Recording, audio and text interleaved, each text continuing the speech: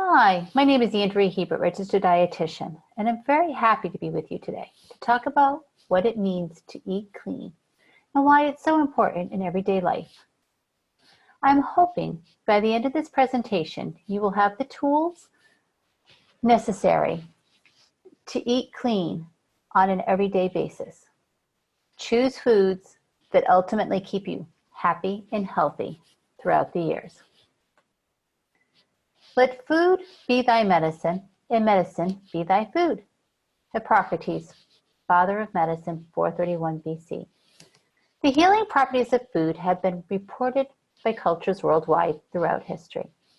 However, in the past decade, there's been an explosion of clinical research showing specifically what health benefits individual foods can offer and what are the nutrients and phytochemicals in foods that create these benefits.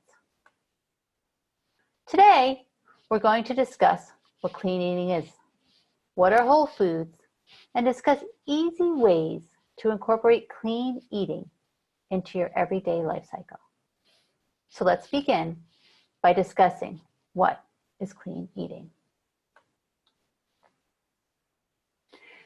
Eating more whole foods. Eating foods that are found mostly in their natural state. It means choosing foods that provide you with the most nourishment possible. Eating foods that provide you with the right proportions of carbohydrates, proteins, fats, vitamins, minerals, and water that make you feel energetic and well. Clean eating means eating foods that are safe for the body, low in contaminants, local in season.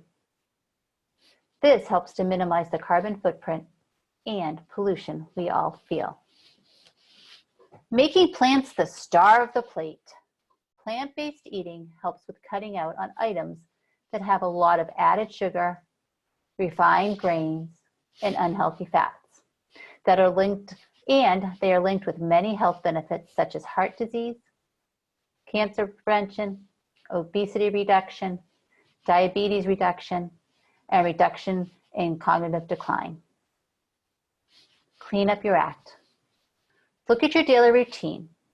Are you doing things that make you feel well and help make clean eating a priority? When life is full of stress, inactivity, and lack of sleep, it makes it much harder to make a healthy, clean food choices. You need to work on the whole you. Now let's talk about each of these areas in just a little bit more detail. Eating more whole foods. Eating mostly whole foods means eating foods in their least processed state. It is one of the key things you can do every day to keep your eating style clean. A smart way to make the transition to a whole foods diet is to focus on one meal at a time. This makes food choices less overwhelming. For example, if you're used to eating a sugary oat cereal for breakfast every morning, switch to a bowl of rolled oats, topped with fresh berries and natural nut butters. Instead of eating white bread sandwiches, change to oatmeal bread sandwiches. Try quinoa as a side in place of white rice, to name just a few. Start transitioning out meals and snacks one at a time that contain processed ingredients and replace them with whole foods like fruits, vegetables, nuts, healthy fats, and proteins.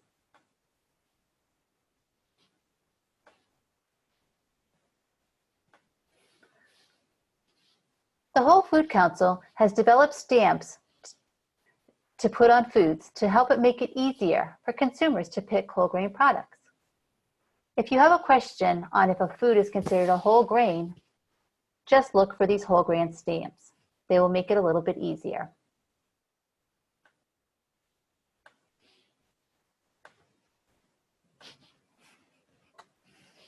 Also, read the label. Look for 100% whole grain buzzwords in front. And if they are not there, look at the ingredients list. You're looking for whole grain in the first 3 to 5 ingredients. When an ingredient is at the front of the ingredients, it's found in the most abundance. If you see enriched, that is not considered a whole grain. Enriched means added nutrients were present in the food in an original form, but were removed at some point during the processing. For example, breads, pastas, and other products made from white flour have B vitamins actually added back to the food because they were removed when the bread was processed. Unfortunately, fiber and selenium are found in too large particles that it's very hard to put them back once they're removed. Here are some buzzwords to look for on the ingredients list to make sure that the food you are picking is a whole grain. The yes, these are all whole grain words, are whole, whole flour, whole grain, stone ground whole, oats, oatmeal, whole white flour, bulgur, gram flour. The maybes are those where the parts of the grain may be missing. So these products may actually lack the benefits of a whole grain. Wheat flour, unbleached, semolina, durum wheat, organic flour, multigrain. All multigrain may mean is a number of different grains added to a food, but it may not actually be a whole grain. And those buzzwords that are a definite no and are not a whole grain are things like enriched flour, degerminated, bran, wheat germ, pearled barley, and grits.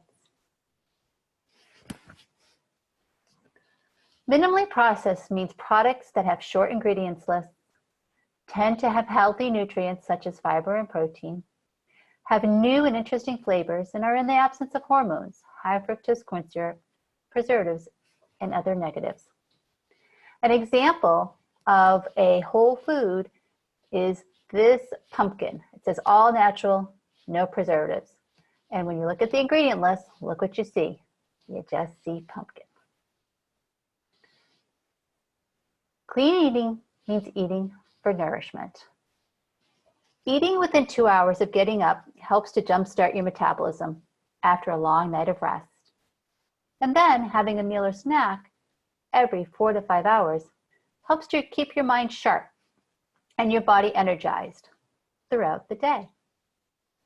Choosing foods that have some lean protein, such as fish, chicken, non-fat cottage cheese, low-fat cheese, natural cheese, and fiber, which includes things like whole fruits, whole vegetables, brown rice, quinoa, bulgur, crunchy peanut butter, keeps you satisfied till the next meal or snack. For example, have a whole wheat English muffin with 1 tablespoon of all natural peanut butter for breakfast. Bowl of oatmeal with Greek yogurt to complement. Try a cup of vegetarian chili with a few whole wheat crackers, or a salad filled with an abundance of vegetables and a sprinkling of chickpeas for protein. Try a vegetarian enchilada, or you can try something like a black bean burger with a whole wheat bun as a choice for dinner. Eating at home or preparing meals to go whenever you can helps to minimize unwanted calories and protein.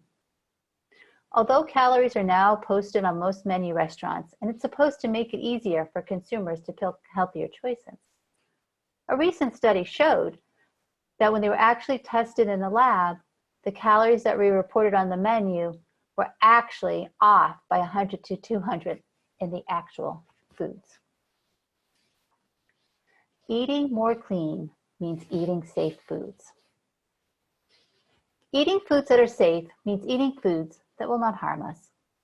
The Environmental Working Group developed a list of foods called the Dirty Dozen and the Clean 15 each year. Foods get put on the Dirty Dozen list because they have the highest amount of pesticides when grown conventionally versus organically. However, there is no validated method for determining their actual pesticide exposure.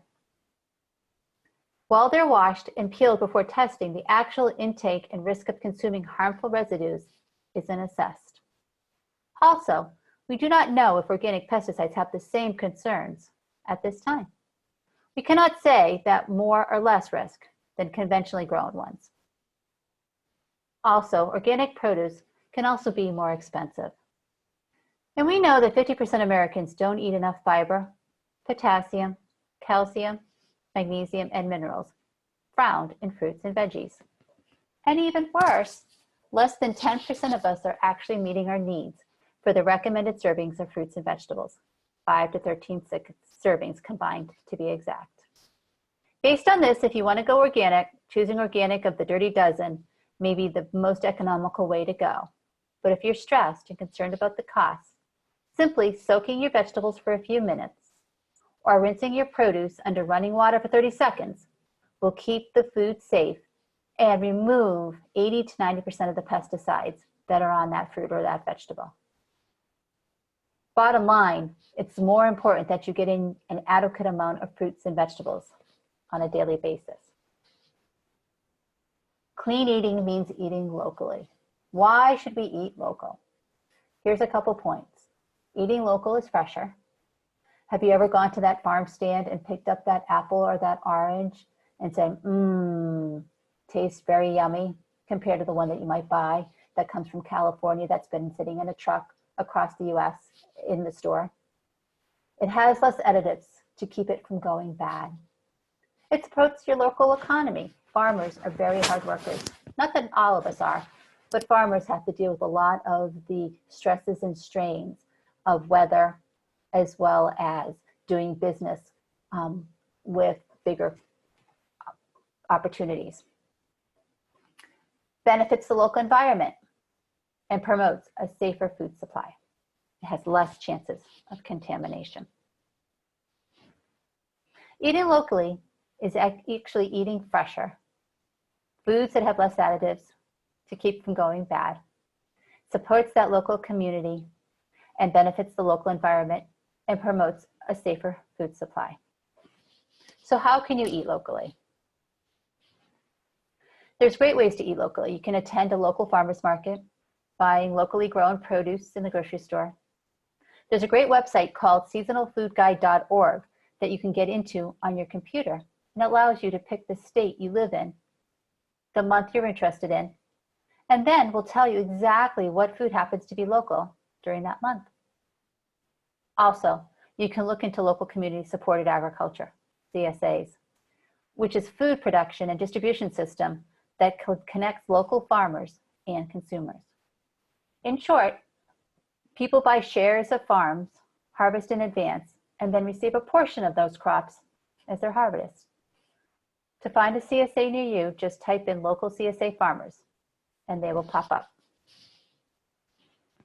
Eating clean means eating more plant-based foods. One of the key properties found in plants, fruits, vegetables, whole grains, legumes, beans, herbs, spices, nuts, and seeds, are what we call phytochemicals. These are thought to be largely responsible for the protective, healthy benefits of plant-based foods and beverages, and are beyond the basic vitamins and minerals that are in them. They provide color, flavor, and odor of the plant foods. They give blueberries their dark color, broccoli their bitter taste, garlic their pungent odor. Consuming foods and beverages rich in these compounds can help prevent diseases including heart disease, diabetes, and neurodegenerative diseases such as Parkinson's and Alzheimer's. The best to ensure you are getting in adequate amount of phytochemicals on a daily basis is by consuming 5 servings of fruits and vegetables daily, making half your grain servings from whole grains, including 1/4 cup of beans and 1/2 cup of nuts into your daily eating pattern. When eating more plants, people can often have a concern they are not getting enough protein. For most people, as little as 10% of their daily calorie needs need to come from protein. You can find out how much protein you need by using an online protein calculator or multiplying your weight in pounds by 0.36. For example, a 140-pound woman who who is sedentary only needs 53 grams of protein daily. The average American in a typical day will eat 100 per day. To put that in perspective. Bottom line, we eat well above our protein needs. This is a nice list of foods to incorporate daily to make sure you're eating adequate protein. Adding beans to rice, to have beans and rice. Having lentil soup for a soup in the wintry months, or a cold lentil salad to complement a meal in the evening when it's hot out. Quinoa, nice complement in place of rice at an evening meal. A lot of times I tell people to cook quinoa. It tends to have a mushy feel to it. So what you can do is actually brown it in your pan with a little bit of olive oil, add some low sodium chicken broth and cook it like you would cook rice. Chop up some dried cherries, some cashews, and mix it in, and it'll give the quinoa a nice crunch. Adding barley or barley soup before a meal. Lastly, clean eating means cleaning up your act. Cleaning up your act entails looking at your lifestyle and making small changes to enhance your well-being. Your eating choices are oftentimes driven by how your day is going. And if you do not have an environment that sets you up for success, your goals to have a cleaner eating style can be derailed. Let's briefly look at some other components of life that can help make clean eating easier. Being physically active. Physically active does not mean running a marathon. It's walking 10 minutes 3 times per day, or walking 30 minutes all at once. It's going for a bike ride or going bowling on a rainy afternoon. It's taking a Zumba class or going ballroom dancing. If you're not physically active at this point, oftentimes I tell people, think about what activities you enjoyed as a kid. Make a list and then restart them as an adult. Getting adequate sleep. Sleep is an important part of your daily routine. You spend about 1/3 of your time doing it. Quality sleep and getting enough of it at the right times is an essential to survival as food and water. Without sleep, you can't form or maintain the pathways in your brain that let you learn and create a new memory. It's harder to concentrate and respond quickly. Sleep is important to a number of brain functions, including how nerve cells communicate with each other. In fact, your brain and body stay remarkably active while you sleep. Recent findings suggest that sleep plays a housekeeping role that removes toxins in your brain that builds up while you're awake. Sleep affects almost every type of tissue and system in the body, from the brain, heart, and lungs, to metabolism, immune function, mood, and disease resistant. Research shows that a chronic lack of sleep or getting poor quality sleep increases the risk of disorders, including high blood pressure, cardiovascular disease, diabetes, depression, and obesity. There is no magic numbers of sleep that works for everybody.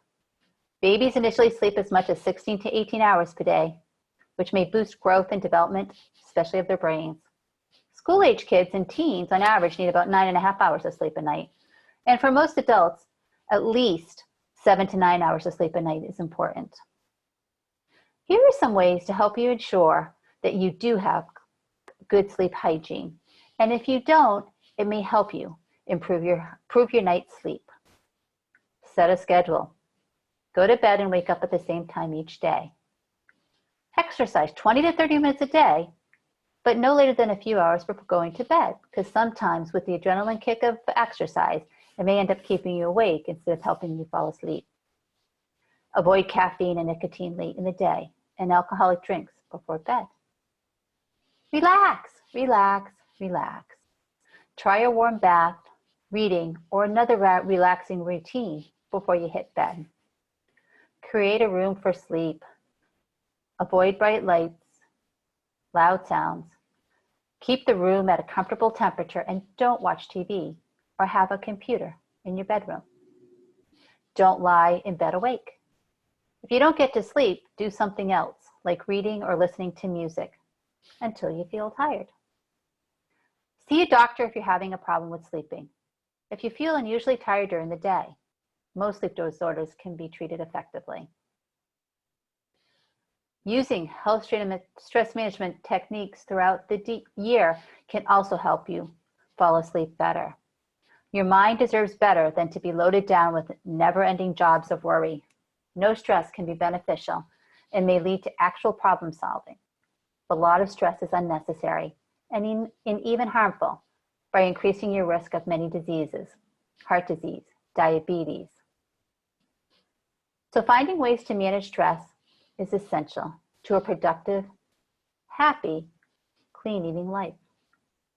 Ways to manage stress are different for everyone. So if one technique does not work, try another. Some ideas to consider. Keep a positive attitude. Accept that there are events that you cannot control and let them go. Be assertive instead of aggressive.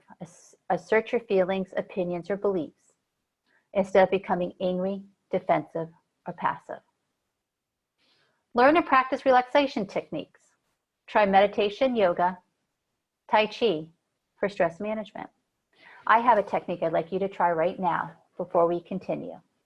What I'd like you to do is to put your feet flat on the floor, relax your body, and all I want you to do is breathe in for the count of 10. 1, 2, 3, 4, 5, 6, 7, 8, 9, 10. Now I want you to hold for 10. 1, 2, 3, 4, 5, 6, 7, 8, 9, 10. Now I want you to release and blow out for 10. 1, 2, 3, 4, 5, 6, 7, 8, 9, 10. How do you feel? Hopefully you feel relaxed. Your body's relaxed. Your heart has slowed. Your mind has slowed. That activity you can do anytime you're feeling stress is increasing, at any place, anywhere. So use it the next time that you feel like things are just getting a little out of control. Exercise regularly. Your body can fight stress better when it is fit. Eat healthy, well-balanced meals. Learn to manage your time more effectively. Set limits appropriately and learn to say no to requests that would create excessive stress in your life. Make time for your hobbies, interests, and relaxation. And if you can't remember what you used to enjoy doing, again, what did you used to enjoy when you were a child? What things did you like to do? Did you like to go play basketball? Did you like to paint? Did you like to read? Pull from the back of the brain things of those that were very enjoyable and start doing them. Get enough rest and sleep.